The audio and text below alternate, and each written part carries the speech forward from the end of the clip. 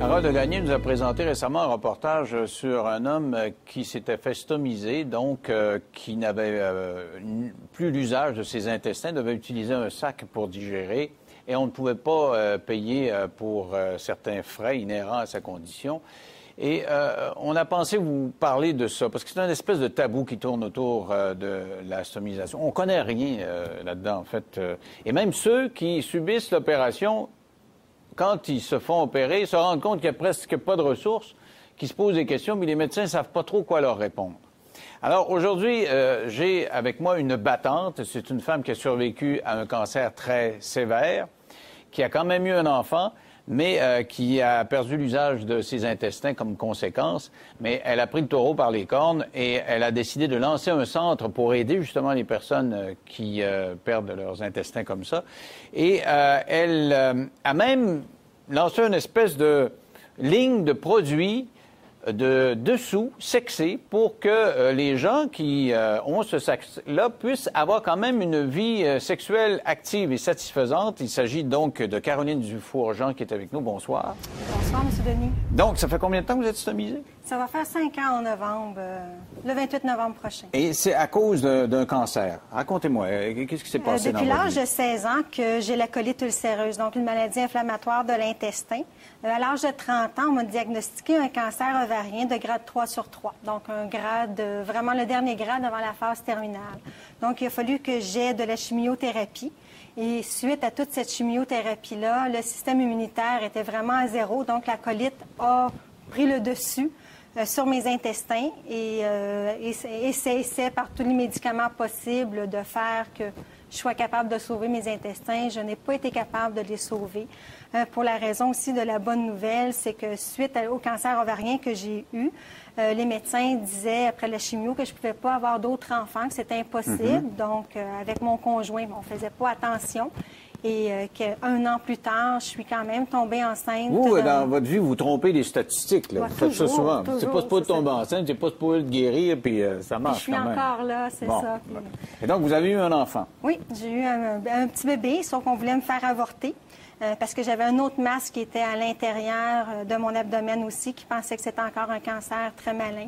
Et j'ai refusé l'avortement. Je me suis dit que s'il était là, c'est parce qu'il fallait à quelque part qu'il survive. Puis, j'ai tout arrêté les médicaments pour la colite, pour régler le problème, parce que je voulais donner le meilleur possible à mon enfant. C'était lui qui était important. Puis, c'est ça. Fait qu'après sa naissance, dans ma tête de cochon comme que j'ai voulu l'allaiter aussi. Fait que ce qui veut dire que pas reprise de médicaments non plus, outre que de la cortisone qui n'était pas néfaste pour le bébé. Donc, je l'ai allaité jusqu'à 6 mois, jusqu'à temps que les médecins me disent, là, on t'a sauvé d'un cancer, puis si tu n'arrêtes pas, tu vas mourir de ta colite, là.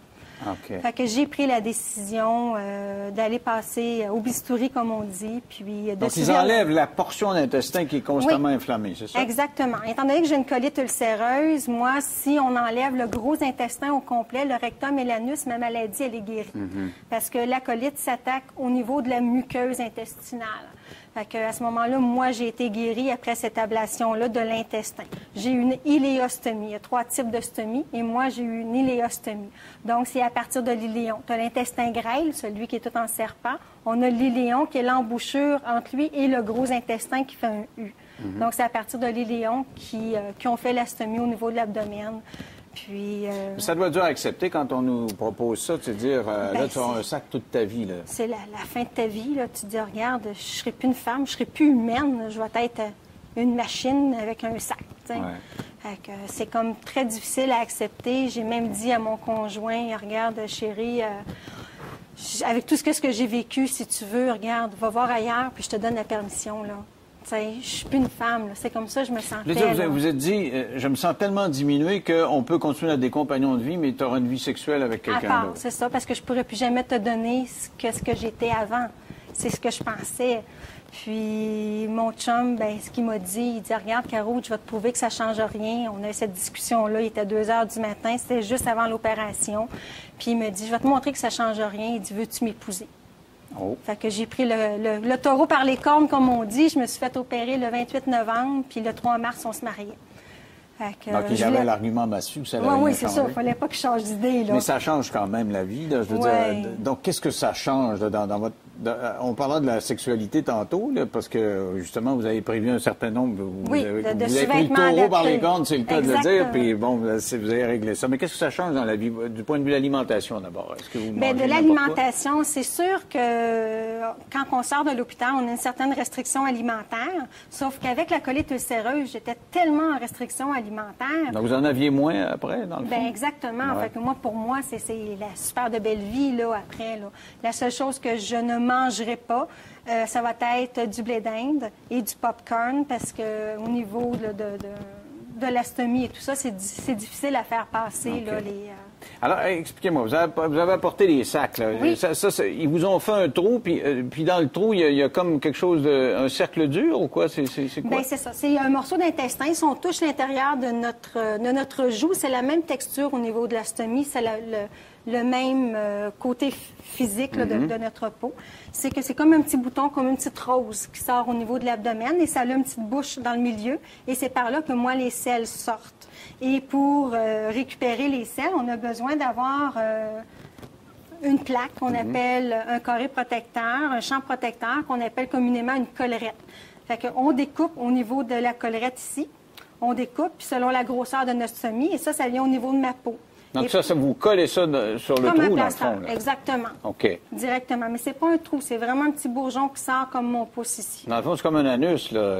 Sauf que ça n'a pas la propriété de la rétention. C'est ça, exactement. C'est ça, OK. Fait que, ben oui, non, c'est pas vrai parce que ça se rétracte aussi, ça bouge, ça respire. Ah bon, arrêtez donc. Oui, ça respire, mais ça a des contractions musculaires. Est-ce que ce sont des contractions volontaires? Non, est-ce que, je ne comme sens pas l'anus, rien. on peut forcer? Non, là, je ne sens pas rien. Je pourrais prendre un couteau, le rentrer dans ma stomie, les deux yeux fermés, puis je ne le saurais pas. OK. Fait que je n'ai aucun contrôle là-dessus. Fait que c'est ça. On met la plaque et on va venir mettre un sac par-dessus à ce moment-là. Fait qu'un sac en a plusieurs formats. Quand on sort de l'hôpital, on ne le sait pas, ça. On pense qu'il existe que des sacs transparents 12 pouces de long, là, aussi long que ça. Oui, comme ça, là, c'est ça, aussi long que ça et transparent. OK. Je le sais qu'il y a du caca dedans. Je ne veux pas le voir. Tiens. Fait qu'on sort avec ça. Fait qu'imaginez, dans ta vie, tu es en train de t'habiller. C'est ce qu'ils vous donnent à l'hôpital. À l'hôpital, vous partez avec ça, là. On part avec un sac transparent, là. Exactement. Okay, puis on ne sait pas qu'il existe d'autres choses. Okay. On ne le sait pas parce que malheureusement, des stomothérapeutes, il n'y en a pas dans tous les hôpitaux. Puis, ils ne sont pas nécessairement les hôpitaux qui font les stomies, ils ne sont pas nécessairement le personnel adéquat pour pouvoir nous aider. Donc, ils vous donnent ça, ils vous collent ça, puis avec ce nouveau procédé-là, mais... C'est ça. Puis ils retournent avec 2 sacs à la maison, puis débrouillez-vous avec ça. Avec 2 sacs. Oui. C'est tout ce que vous avez. Exactement. Avant de parler de l'aspect psychologique, là, est-ce que c'est un flot constant? Parce que vous dites on ne contrôle pas. Donc, ça s'écoule tout le temps? Pour moi, étant donné que c'est une iléostomie, donc c'est très liquide. C'est comme la pudding. Okay. Ça, c'est la texture. C'est très liquide. À chaque fois que je mange, que je vais boire de l'eau, ces choses-là, ça va agir, ça va travailler. Je n'ai pas le contrôle sur ma stomie. Mais il existe des colostomies. Une colostomie, c'est une autre sorte de stomie qu'eux, ils ont encore leur gros intestin. En ayant le gros intestin, les selles sont solides. Ils peuvent avoir une selle par jour, une selle aux 2 jours formée. Ah, OK. C'est comme qu'ils peuvent être un peu... Et qui sortent tout ça, là.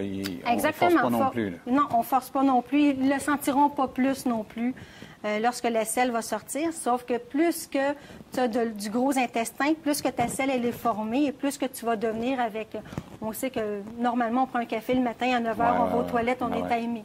Bon, mais pour les personnes stomisées avec une colostomie, peut avoir aussi cette règle-là aussi. Là. Donc, c'est traumatisant là, quand ils vous opèrent. Vous partez à la maison, vous arrivez avec vos 2 sacs. La question délicate que tout le monde se pose, il faut que je vous la pose, l'odeur. Est-ce que je pue, là? Non, ça va. Non, mais blague à part, je veux dire, parce que vous devez manipuler ça. Là, oui, on manipule pour aller vider. C'est sûr que... Regarde, c'est pas agréable. Monsieur, madame, tout le monde va aller aux toilettes, puis c'est pas le fun de rentrer après. Sauf qu'avec une stomie, c'est encore pire parce que les aliments sont moins digérés. Donc, c'est plus acide, donc c'est beaucoup plus... La senteur est beaucoup plus forte. Mais encore là, quand on sort de l'hôpital, on ne sait pas qu'il existe des produits. Je me souviens, comme quand on va faire du camping, nos petites toilettes chimiques, on met du liquide bleu à l'intérieur. Je trouvais mon père tellement courageux d'aller vider sa toilette après une fin de semaine. Mais il existe du liquide bleu, la même affaire, qu'on va mettre à l'intérieur de notre sac entre chaque vidange pour éliminer l'odeur. Fait qu'on ne peut pas savoir si j'ai été faire pipi ou si j'ai été vider mon sac. OK. Fait que ça, c'est des accessoires qu'on peut rajouter. Donc, votre relation avec votre corps. Vous arrivez à la maison avec ces deux sacs-là, vous vous regardez dans un miroir. Qu'est-ce que ça fait, là? Ça doit être assez décourageant, je pleure. Je suis inconsolable, là. Je me trouve laide. Tout ce que je vois, c'est lui. Tout ce que je vois, bien, je dis, c'est l'astomie, c'est elle. Je vois le sac, je vois tout. Je me vois pas, moi. Mais c'est comme un deuil à traverser. Un deuil, ça se contourne pas, on passe pas par-dessus. Il faut le traverser étape par étape. Mais le processus de réadaptation de ça, c'est comme un deuil. Il faut que je le vive. Il faut que je fasse mes 4 saisons. Mais après cette année-là, bien, j'ai appris que bien, quand je vais au restaurant, bien, j'arrête de demander où sont les toilettes, je demande le menu.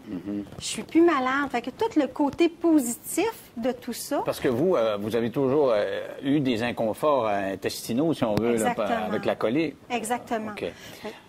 Donc, mais vous me dites, après un an, j'ai vu un certain nombre d'avantages, mais physiquement, il y a des gens qui ne s'assument pas. J'ai eu récemment une invitée qui venait pas du tout me parler de ça et qui craignait justement, elle dit, ah là, j'ai mon sac, puis je sais pas, elle était inconfortable, elle avait peur de venir à la télévision parce que, et pourtant, on voit rien, mais elle avait peur de ça. Mais c'est beaucoup le côté psychologique. Je pense que la journée, moi, je me suis toujours dit, ma stomie s'appelle Charlotte.